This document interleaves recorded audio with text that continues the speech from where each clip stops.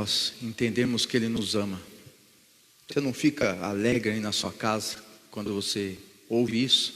Quando você fica sabendo que Jesus te ama? Quando você fica sabendo que Ele te ama mesmo com aquilo que você fez essa semana, mesmo com aquilo de errado que você cometeu, mesmo com aquilo que você não queria fazer, mas você acabou fazendo essa semana? Você não fica feliz com isso? É exatamente sobre isso que eu queria ter uma conversa com você hoje, a respeito do amor de Deus, a respeito desse negócio que nós às vezes não entendemos direito, porque nós temos a tendência de imaginar o amor de Deus como o amor do nosso filho, do nosso irmão, da nossa mulher, do nosso marido, e não é igual. E do pai e da mãe não é igual? Não é igual, meu irmão. O amor de Deus é incomparável. Não tem como você fazer comparação com algum outro amor que você conhece. E é sobre isso que eu estou querendo falar com você hoje, sobre o amor de Cristo Jesus. Agora é interessante quando nós falamos de amor, isso mesmo citando o amor do homem. Vamos citar o amor do homem, né? O amor da sua mãe, do seu pai, do seu irmão, da sua esposa, do seu esposo, do seu filho, do seu tio, do seu amigo. Quando nós amamos, a nossa, vamos dizer que a nossa inclinação é facilitar as coisas, não é? Não é assim? Você ama o seu irmão e por isso você facilita para ele. Facilita algumas coisas, você passa por cima de algumas coisas, você passa por cima de alguns erros, você deixa mais fácil, não é isso? Então quando nós amamos, nós não dificultamos as coisas, não é verdade? Quando você ama, você não dificulta as coisas, essa é a tendência natural, não é? Se você não concorda comigo, não precisa concordar, mas não é a tendência natural? Você ama o seu filho, então você facilita as coisas para ele. Você ama a sua esposa, então você facilita as coisas para ela. Não é assim? Agora, por que em se tratando de Deus, parece que Ele complicou as coisas? Reparou nisso? Ou é algo que eu penso assim apenas? Reparou que quando nós falamos do amor de Deus, parece que Ele quis dar uma complicadinha? Mas eu não estou entendendo, Claudinei, o que você está falando? Deixa eu dar um exemplo para você. Você não era cristão, você não acreditava em Deus, você não tinha tido um encontro com Ele. E a sua vida, ela era normal, corria normalmente. Você, final de semana, você ia para alguma balada, curtia, tomava sua cervejinha, seus energéticos lá com uísque, com vodka. De repente fumava uma maconhinha, cheirava uma coca. Nossa, que pesado. É real, meu irmão. Pastor falando isso é a vida real, não é verdade? Daí no final da noite, se você achava uma menininha lá, saía com ela, fazia sexo com ela, ou vice-versa. Isso era normal, isso não era até certo ponto errado. Vamos falar a verdade, nós levávamos a nossa vida e tudo que nós fazíamos não era errado. Não é verdade? Se tinha como você de repente não pagar um imposto, você pulava isso, tentava, não pagava isso. Mas o governo rouba mesmo, então não estou roubando. Não é verdade? Tudo isso é normal. De repente você está casado, você saía com outra mulher, tem um amante, e ninguém sabia, e isso para você era uma vida normal. Aí um dia Jesus entrou na tua vida, o amor de Deus entrou na tua vida, e o que aconteceu? Tudo que era normal agora já não é mais. Tudo que até certo ponto era fácil, não era complicado, era descomplicado, né? Tomar uma cervejinha no final de semana, fumar uma maconhinha ali, era tudo tranquilinho. Agora já não é mais. Por quê? Porque Jesus entrou na sua vida e agora você não se sente bem fazendo isso. Agora a sua consciência pesa. Agora cada vez que você vai sair com a sua namorada e você vai fazer sexo com ela, você fica com a consciência pesada e sentindo que está fazendo algo errado. Então o que aconteceu? O amor de Deus entrou na sua vida e complicou tudo. E não facilitou. Estou falando alguma mentira? De repente algum religioso está me vendo aí e está falando, não é bem assim. É assim sim, meu irmão, é que você não admite. É que você não quer admitir, você quer ser o santão, o santo, né? Aquele que não tem nenhuma fraqueza, aquele que nunca erra, nunca peca. Mas Jesus te conhece, você sabe que é assim. A impressão que dá é que Jesus entrou na nossa vida e agora complicou tudo. O amor de Deus entrou na nossa vida e agora complicou tudo. Por quê? Porque agora cada vez que nós fazemos algo que nós sabemos que não é da vontade de Deus, parece que nós voltamos lá no final, né? Nós estamos subindo uma escada. Nós estávamos aqui, aí nós encontramos Jesus, começamos a subir a escada. Aí aqui nesse degrau aqui eu fiz sexo com a minha namorada. Meu Deus do céu, voltei tudo. Aí eu estou subindo a escada de novo, daí nesse degrau aqui, aquele final de semana eu saí, fiquei bêbado. Meu Deus do céu, voltei tudo. Não é assim que parece? Parece que você volta a estaca zero quando você erra. Por quê? Porque o amor de Deus complicou tudo na sua vida. Não, meu irmão. O nosso problema é que nós não estamos olhando para o amor de Deus. Nós estamos olhando para aquilo que nós fazemos. Nós estamos olhando para aquilo que eu acho que eu consigo fazer. Eu não estou falando para você não se esforçar. Não estou falando para você fazer essas coisas. Eu estou falando que você não pode se basear nisso. Você não pode olhar para Deus e achar que Ele te ama porque você não faz sexo mais com a sua namorada. Ele te ama porque você não fuma mais nenhuma droga. Ele te ama porque você não bebe mais. Ele te ama porque agora você está pagando os seus impostos. Não é por isso que Ele te ama. Não é por isso, isso faz parte, isso é uma resposta sua para Ele. Mas não é por isso que Ele te ama. Olha o que diz esse texto de 2 Coríntios capítulo 5, versículo 21. Olha o que diz esse texto que o apóstolo Paulo fala. Porque Deus tornou pecado por nós aquele que não tinha pecado. O que Deus fez? Deus tornou pecado por nós aquele que não tinha pecado. Jesus, ele está falando de Jesus. Mas por que Ele fez isso? Para que nele nos tornássemos justiça de Deus. Nós fomos feitos justos e não há nenhuma participação minha e sua nisso. Eu não fiz nada por isso. Eu não pratiquei nenhum ato de justiça para me tornar justo, assim como Jesus nunca pecou e foi feito pecado. A primeira parte desse versículo, você entende, você concorda. Vamos falar a verdade. Porque Deus tornou pecado por nós aquele que não tinha pecado. Jesus morreu na cruz sendo o quê? Um homem que pecou, um homem pecador. Ele era o pecado.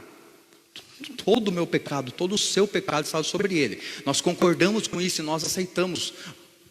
Nós concordamos. Agora a segunda parte que parece que dá um nó na cabeça e as pessoas não querem aceitar. Por que Ele fez isso? Para que nele nos tornássemos justiça de Deus. Assim como Ele não cometeu pecado e se tornou pecado, nós também não cometemos justiça, mas nos tornamos justos.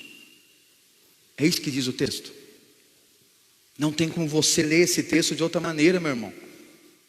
Nos tornamos justos sem qualquer ato de justiça, igualzinho Jesus, assim como Ele se tornou pecado sem nunca ter pecado. É isso que diz esse texto de 2 Coríntios capítulo 5, versículo 21, meu irmão. Entenda o que a Bíblia fala. Mas como que eu posso ser justo sem praticar justiça? Do mesmo modo que Jesus se tornou pecado sem nunca ter pecado. Primeira parte do versículo nós, aleluia, glória a Deus. A segunda parece que nós ignoramos. Porque nós queremos fazer justiça, nós queremos ser merecedores, nós queremos merecer o amor de Deus, meu irmão. Nós nunca iríamos merecer o amor de Deus. Ele quis nos amar, porque Deus amou o mundo de tal maneira. Ele tomou uma decisão, Ele fez, e não tem participação minha e sua. Querendo você ou não, você não fez nada por isso. E na cruz Jesus, você parou para imaginar esse texto? Você já parou? Porque Deus tornou o pecado, por mim e por você, aquele que não tinha pecado, Jesus na cruz. E a Bíblia diz que Jesus na cruz, ele sentiu a ausência de Deus. Ele falou assim: Deus meu, por que que você me abandonou? A única passagem na Bíblia que ele chama Deus de Deus, não tem outra. Naquele momento ele não era filho, naquele momento ele era o pecado em si. E ele fala: por que que você me abandonou? Sabe o que Deus estava fazendo ali? Deus estava ignorando Jesus. Deus não podia olhar para Jesus, por quê? Porque Jesus era o pecado ali na cruz. Mas ele nunca foi pecador. Mas Deus estava ignorando ele ali, por quê? Porque ele era pecado. E por que que ele me ama? Porque eu sou justo, mesmo eu nunca tendo sido justo. É a mesma lógica, meu irmão. É a mesma lógica. Nós somos as melhores pessoas. Quando se trata de Deus olhando, Ele olha para mim e para você, Ele enxerga a melhor pessoa. Por quê? Porque Ele enxerga em mim a obra de Cristo. Ele enxerga em mim o Filho amado dEle. Então deixa eu ir para outro texto para tentar te convencer. Romanos, capítulo 4, versículo número 6 e 7. Romanos 4, 6, é isso? 7, 8, perdão. Desculpa, Elisa.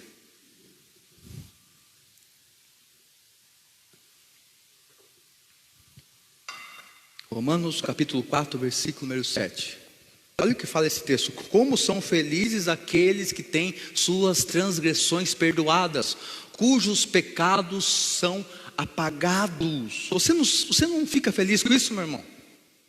Olha a notícia que eu estou te dando, que você precisa ser feliz. Por que eu tenho que ser feliz, Claudinei? Porque os seus pecados foram apagados. Sabe o que é apagar? Você pega uma borracha, você escreve algo, e você pega e apaga. Apaga, você não consegue ler mais. Mesmo que você queira ver o que você tinha escrito, agora não está mais ali. Não tem como, você apagou. Os seus pecados foram apagados, os seus erros, suas transgressões foram perdoadas. Você não fica feliz com isso? Isso não é uma notícia boa? E é por isso que fala assim: muito mais que aventurado, muito bem-aventurado, muito mais que feliz. Como são felizes aqueles, eu e você, meu irmão. Está falando de nós. Você não fica feliz com isso? Sim ou não? Será que você concorda com isso aqui? Sim ou não? Responda aí, sim ou não? Você concorda com isso? O seu pecado foi apagado, você concorda? Você não é mais pecador, você concorda? Sim ou não? Sim. Tá, a primeira parte também, mas até onde você concorda? Até onde você vai com isso? Como assim até onde? Olha o versículo número 8.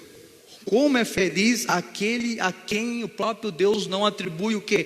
Culpa. Esse segundo versículo você já não consegue entender e aceitar direito. Preste atenção no que diz esse versículo 8. Como é feliz aquele a quem o Senhor, Ele não atribui culpa. Se Ele não atribui uma culpa, é porque houve algo que você fez que você era culpado. Se você não fosse culpado de nada, Ele não ia atribuir mesmo, não é? Como você é culpado, Ele não vai atribuir culpa. Por que Ele não vai atribuir culpa? Porque Jesus já foi culpado. Porque Jesus já pagou isso na cruz. Agora você crê e fica feliz. Eu estou te falando que independentemente do que você fizer, independentemente do quanto você errar, independentemente do quanto você aprontar, isso não vai entrar na sua conta, isso não vai cair na sua conta lá, meu irmão, não vai ficar no negativo. Independentemente do quanto você pecar, meu irmão. Esse versículo diz que Ele não atribui culpa a você. Você não é mais culpado. de nada mais que você vai fazer. Eu costumo dizer aqui, quando você entrega a vida para Jesus, né? Quando você participa de um culto, nós perguntamos: você quer entregar a vida para Jesus? Aí as pessoas levantam a mão assim: eu quero, eu quero, eu quero. As pessoas vêm. E a gente fala para ela: a partir de hoje, seu pecado não é mais, né? Jesus está pagando o seu pecado, amém, amém, amém. Elas entendem isso e elas aceitam isso. Agora, quando eu falo assim: e a partir de hoje, tudo aquilo que você fizer, Jesus também não vai considerar. Ele apagou os seus pecados que você nem cometeu ainda. Aí a pessoa já fica pensando assim: como assim? A impressão que me dá o que é? Que a pessoa ela entregou a vida para Jesus e o seu pecado foi apagado, ok? E daí amanhã ela vai pecar de novo. E o que ela tem que fazer de novo? Entregar a vida para Jesus de novo, porque daí o pecado é apagado de novo. E aí dali uma semana ela teve uma semana de pecados. Daí o que ela tem que fazer de novo? Entregar a vida para Jesus pela terceira vez. Por quê? Para apagar o seu pecado.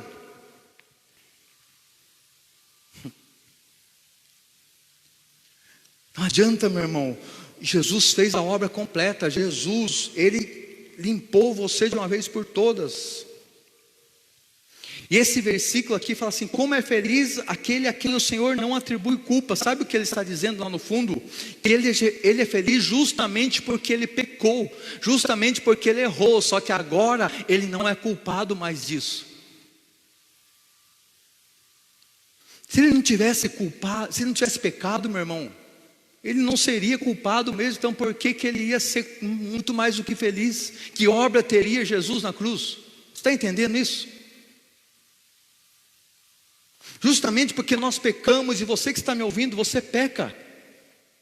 Você pode ser a irmã do reteté, você peca. Eu sou o pastor aqui da igreja, eu peco.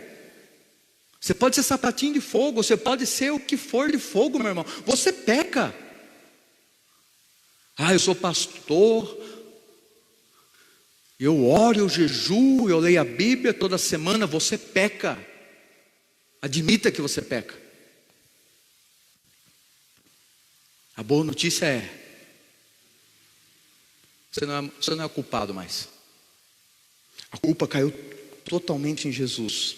Não importa o que eu faça, Ele me deu um presente que dura para sempre. Não é possível que eu seja culpado mais de algum ato de injustiça. Como é feliz aquele a quem o Senhor, Ele não atribui. E essa palavra não, essa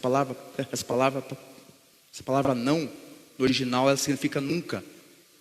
Como é feliz aquele a quem o Senhor nunca atribui culpa. Nunca. Você sabe o que significa nunca? Nunca significa nunca. Nunca mais. Não há possibilidade mais, meu irmão, de você ser culpado. Aí vem aquela famosa pergunta, né? Que as pessoas, essa mensagem da graça. Isso não faz com que as pessoas então escutem e falem assim: então agora eu vou pecar. Então agora eu vou ferver o caneco.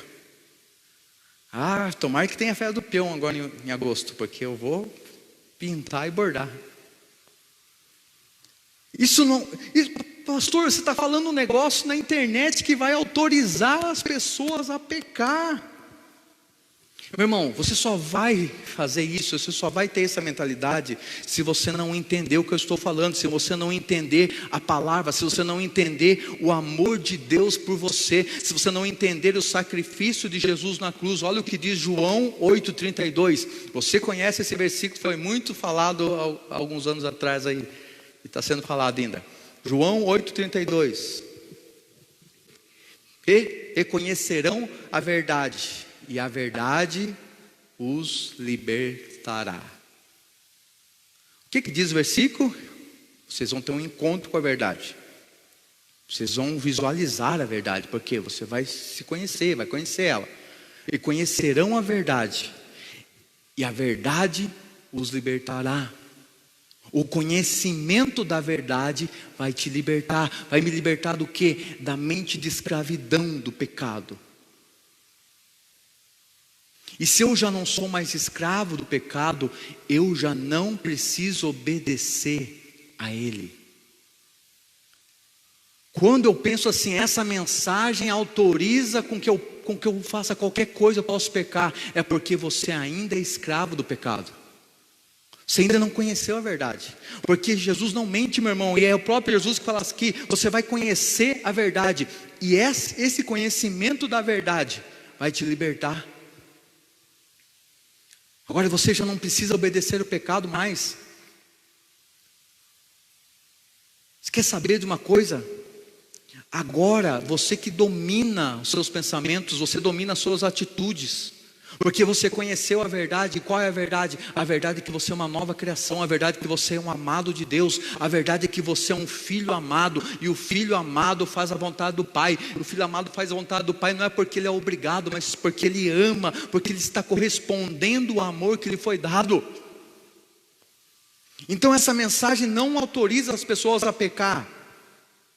Quando você crê da maneira certa, quando você crê na verdade, você age de acordo com a verdade, você age certo. Você crê certo e você age certo. Agora, se você acredita errado, se você crê errado, é claro que você vai agir errado. Por exemplo, eu criei, entendi, eu criei que agora não importa o que eu faça, eu sou perdoado, então eu posso fazer. Você creu errado e você vai fazer o quê? Errado. Agora você creu no amor de Deus, você creu que você está liberto, você crê que você não precisa mais pecar. E o que você faz então? Não peca.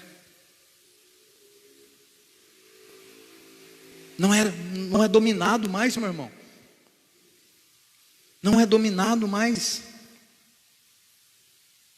Sabe, quando Jesus morreu na cruz, ele estava satisfazendo a Deus, satisfazendo aquilo que ele tinha sido, aquilo que tinha sido exigido no Antigo Testamento e que ninguém fez.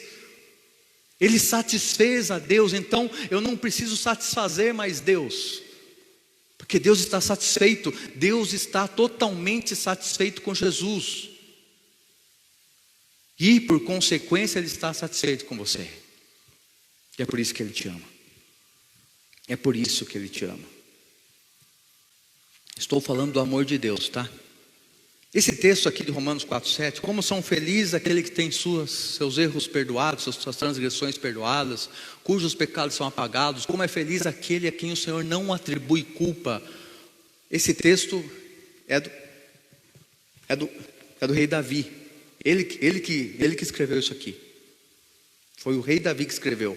Agora você reparou que quando nós olhamos para o Antigo Testamento, nós enxergamos Davi, e nós temos uma inveja dele. O homem segundo o coração de Deus. Como eu queria ser que nem Davi. Você nunca pensou assim? Como eu queria ser como Davi, como eu queria ser o homem segundo o coração de Deus, como eu tenho inveja de Davi. Davi foi citado na Bíblia e chamado do homem segundo o coração de Deus. Mas é justamente o contrário, meu irmão. Se ele pudesse nos ver aqui, se o rei Davi pudesse visualizar eu e você aqui, ele que teria inveja de mim, de você, sabe por quê? Porque os pecados de Davi, eles foram contabilizados para ele. Se você pega a vida de Davi, se você pegar a vida de Davi, você vai ver que ele errou um monte, e houve misericórdia de Deus, mas ele teve que pagar. A família de Davi foi uma desgraça, os filhos de Davi foram uma desgraça. As mulheres de Davi, então, também vai querer ter uma mulher, já é bom e suficiente. Deixa eu parar aqui, cara, minha esposa está aqui hoje. A vida de Davi foi uma desgraça, meu irmão, sabe por quê? Porque o pecado foi contabilizado na conta dele. Ele não viveu isso daqui. Ele escreveu isso daqui, mas ele não viveu isso daqui. E nós olhamos para Davi e nós queremos ser igual Davi. Nós queríamos ter vivido como Davi. Nós queríamos ter vivido talvez na época de Davi, ser Davi. Se Davi pudesse nos ver, ele teria inveja de nós. Ele queria viver na nossa geração. E quantas vezes nós escutamos alguns homens de Deus, pregadores, falando: essa é a pior geração que já existiu. Deus está falando que você é a melhor geração que já existiu. Não ouça essas palavras, não ouça esses pregadores que não entenderam o que a Bíblia fala. falando que essa é a pior geração que já existiu. Meu Deus, se a igreja dele é tão ruim, é que venha para cá então, eu quero, manda para mim. Ô pastor, se você me assiste aí na tua igreja, você tem muito problema com jovem aí, manda para cá, eu quero tudo. Manda, eu quero. Pode mandar. Você só reclama dos seus ovelhas, manda para cá, tá tudo certo, aqui eu quero. Essa é a pior geração. Onde que está escrito isso? Se Davi estivesse aqui, mas é só jovem. Não é só jovem que eu quero, tá? Velho também, pode vir, desculpa. Eu falei só do jovem. O adulto, mais maduro, o idoso, pode mandar também. Silvana está me controlando hoje. Nós olhamos para a época de Davi e temos inveja dele. Meu irmão, Deus não vai nos amaldiçoar. Sabe por quê? Porque Jesus já foi amaldiçoado na cruz por mim e por você. Jesus já satisfez Deus. Ele mudou o que era maldição em bênção, porque Ele te ama. Sabe o que mais? O nosso Deus, o nosso papai, Ele ama você como se você fosse a única pessoa na terra, sabia disso? Ele olha para você como único. E Ele é tão espetacular que Ele olha para o seu irmão do lado e Ele enxerga só ele também como único. Nós temos a mania de falar, porque Deus nos ama, Deus ama todo mundo. Meu irmão, esqueça o resto do mundo. Olhe para você agora. Porque Deus é bom, Deus ama todo mundo. Esqueça o resto do mundo, olhe para você agora. Deus ama você. Porque Deus amou o mundo, verdade, Deus amou. Está no verbo passado. Deus amou o mundo. Hoje Ele ama quem? Você. Esqueça o plural. Entre no singular. Ele te ama como um indivíduo. Ele te ama como uma pessoa. Ele se importa com você. O amor dele te alcançou.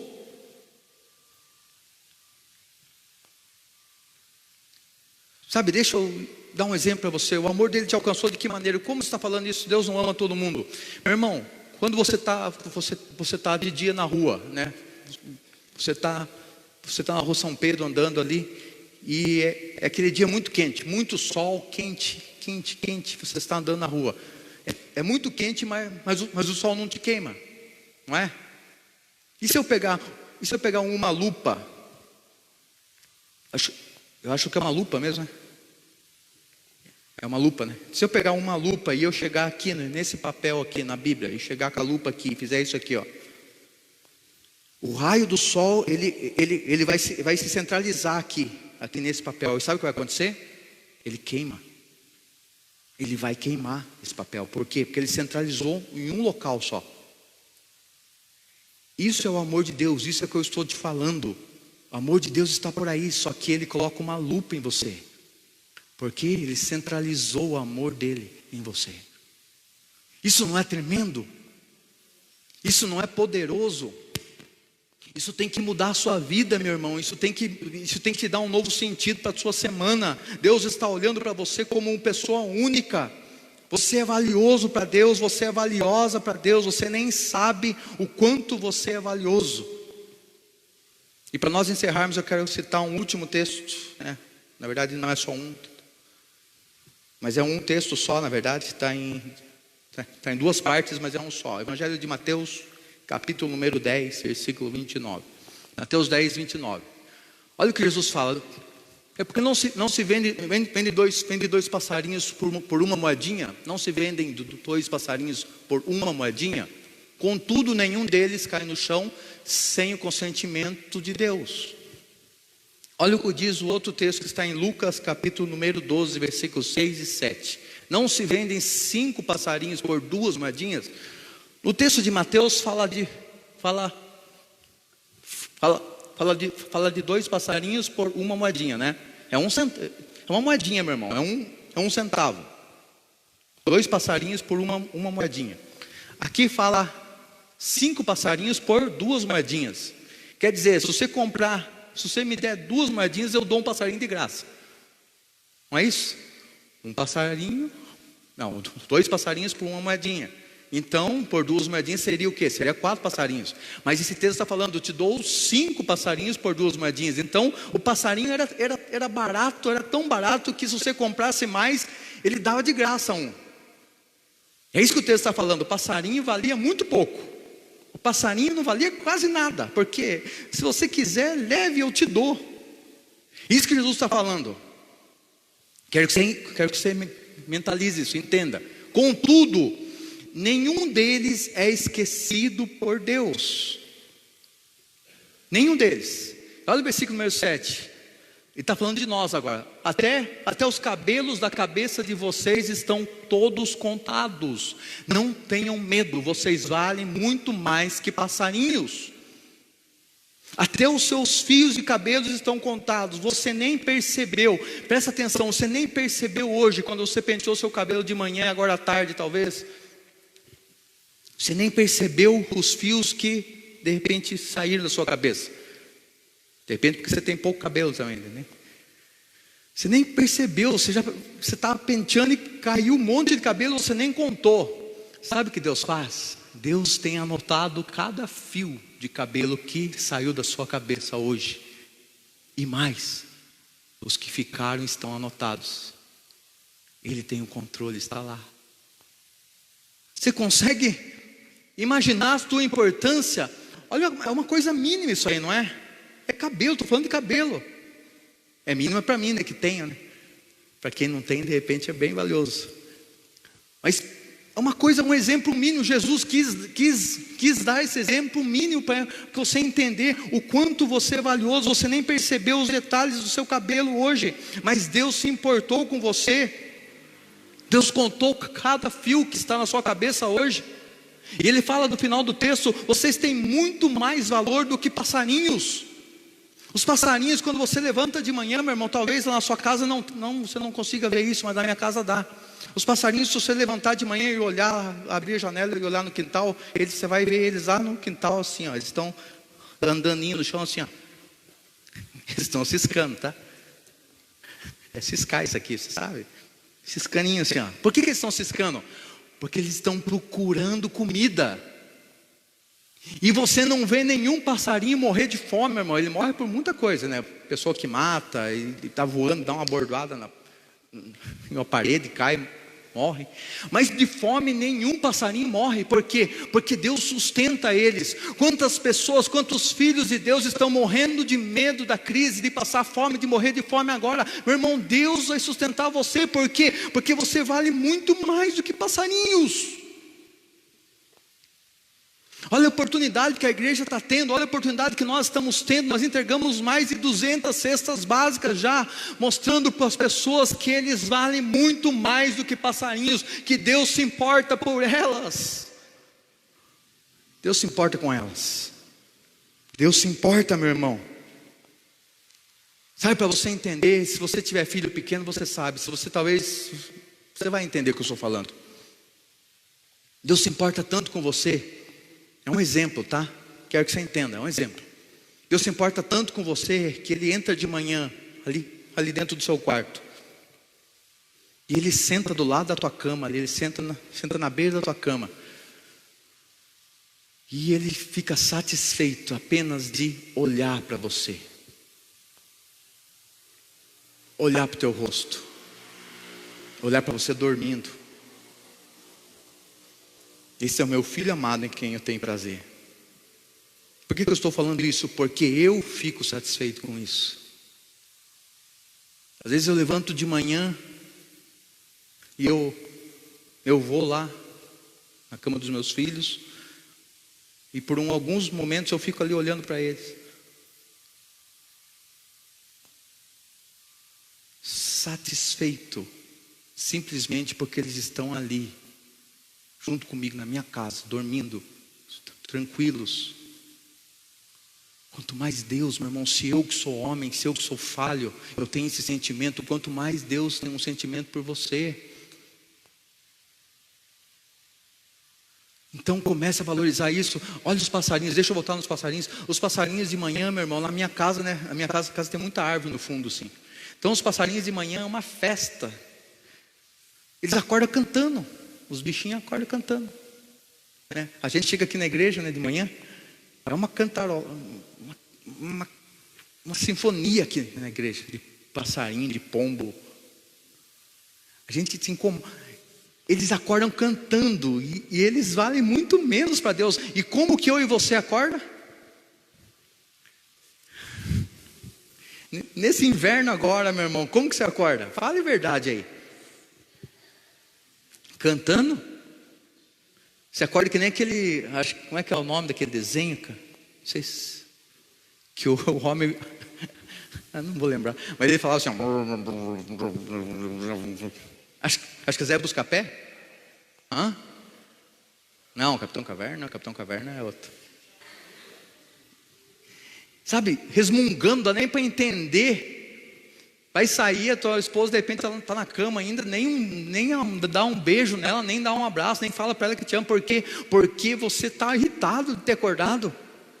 Você vale muito mais que passarinho. Eles acordam cantando e você acorda murmurando, reclamando. Segunda-feira de novo, hoje é domingo, né? Tem muita gente que já está reclamando hoje, não vai nem reclamar amanhã, está reclamando já. Nossa, vai voltar o comércio de Tararé, meu Deus do céu. Se bem que amanhã é 1h da tarde, né? Que vai abrir. Meu Deus, reclamando, os passarinhos acordam cantando e nós acordamos reclamando. E mesmo assim Deus nos ama mais do que ama os passarinhos. Não pode ser algo nosso, não pode ser algo que eu fiz, meu irmão. Entende como não tem nada que você faça que possa alterar o amor de Deus, ou para menos ou para mais? Entenda que o amor de Deus não está alicerçado naquilo que você fez ou vai fazer, e sim naquilo que Jesus já fez. Então o que eu tenho que fazer, Claudinei? Para mim poder entender esse amor, para mim poder viver esse amor, meu irmão, deixa eu dar um último exemplo para você entender o que você tem que fazer. Abra a torneira da sua casa lá. Abra a torneira lá. Abra lá, vá lá. Abra a torneira. E você vai ver que a hora que você abre a torneira, a água vem. E ela sai. Conforme você abre, vai abrindo mais e mais, e ela vai saindo mais e mais e mais. Quando você fecha, a água simplesmente não vem mais, mas a água está ali. Não é isso? A água sempre está no cano. Mas quando eu abro, ela vem. Quando eu fecho, ela para. Então o que eu tenho que fazer para mim viver esse amor? Abra a torneira, meu irmão. Abra a torneira, deixa fluir. Viva sem culpa. Não é possível que Ele coloque alguma culpa em você. Entenda uma coisa. Eu não estou falando com essa mensagem que você pode fazer o que quiser, que você deve fazer o que quiser, que você pode pecar, que você pode pintar e bordar. Não, você entendeu, né? Você entendeu, você entendeu e você não disse desculpa para você. Eu estou falando que Ele não coloca culpa em você, para que você viva uma vida justa com Ele. Para que você viva a vida que Jesus conquistou para você na cruz. Ela está à disposição. A água está ali, está sempre ali. A água está sempre ali. O que nós temos que fazer é deixar a água fluir só. Deixa a água fluir, abre a torneira e deixa a água fluir, deixa a água vir com força. E aí você vai começar a viver esse amor que nós estamos falando. E aí você vai ver que eu estou com vontade de pecar, mas quer saber? O amor de Deus é tão maior, que não tem como eu fazer isso. Não é porque eu não posso, mas é porque eu não consigo mais. Eu não consigo mais ser infiel àquele que me ama tanto. Eu não consigo mais ser infiel àquele que fez o seu Filho amado se tornar pecado por mim. Eu não consigo mais ser infiel àquele que me amou ao ponto de se separar do seu Filho por 33 anos. Jesus veio em carne, meu irmão, ficou 33 anos separado do Pai, vivendo 33 anos nosso, porque Ele era carne. Eu não consigo mais fazer, eu não consigo mais viver sem esse amor. É por isso que Deus não atribui culpa a você, para que você possa viver esse amor livremente, sem nenhum peso, para que você possa falar desse amor para os outros e trazer eles para a igreja, não por causa de medo. Meu irmão, nunca convença alguém a vir à igreja por medo. Vamos lá, hein, porque eu tenho visto você aí nas redes sociais aí. Se você continuar com essa vida aí, você vai queimar lá no fogo do... Meu irmão, não convença as pessoas a vir na igreja por medo. Apresenta o amor de Deus para elas e elas não vão resistir. Jesus falou que quando Ele fosse levantado da terra, Ele atrairia as pessoas a Ele. Então, primeira coisa, vou convidar alguém para vir na igreja. Não convide para vir na igreja, convide para ter um encontro com Jesus. Ele falou, eu vou atrair as pessoas a mim e não à igreja. Que você possa ainda entender essa mensagem. A minha oração é que o Espírito Santo possa fazer com que você tenha um encontro com Jesus nessa noite. Você realmente possa olhar para Jesus com os olhos que eu estou apresentando Ele para você.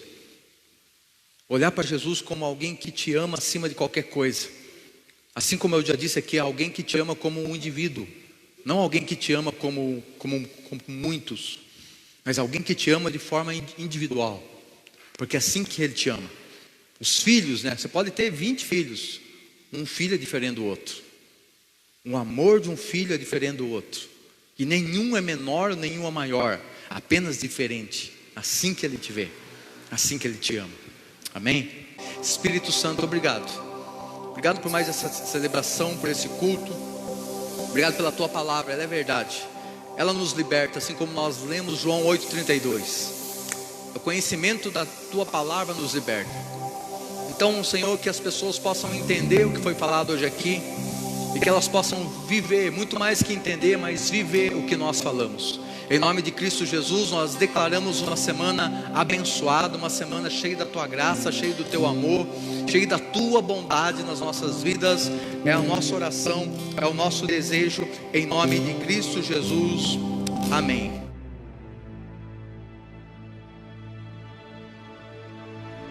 Eu imagino que se Jesus não falasse o nome de Lázaro, todos os mortos ali iriam ressuscitar. Sabe o que Jesus está falando hoje aqui? Ele está falando o seu nome. João, saia para fora. Maria, saia para fora.